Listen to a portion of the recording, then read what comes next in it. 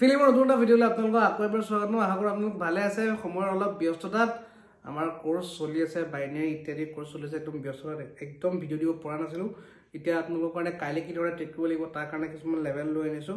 কাইলৈ আপ ট্ৰেণ্ডৰ কাৰণে important level হ'ব 21,717, তাৰ ওপৰত 21,816, তাৰ ওপৰত 21,979, তাৰ ওপৰত 22,130 মনত ৰাখিব।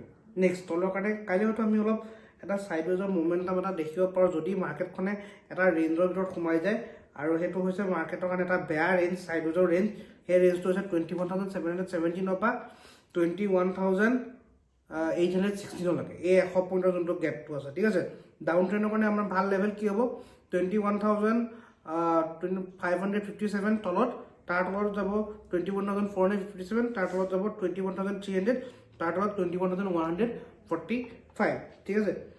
আৰু এই লেভেলৰ মতে আপোনালোকে কণ্টিনিউ আপোনালোকে কাম কৰক। আৰু বেংক নিফটিৰ কাৰণে কিছুমান লেভেল আপোনালোকক দেখুৱাব পৰা হয় যদি মই চাওঁ।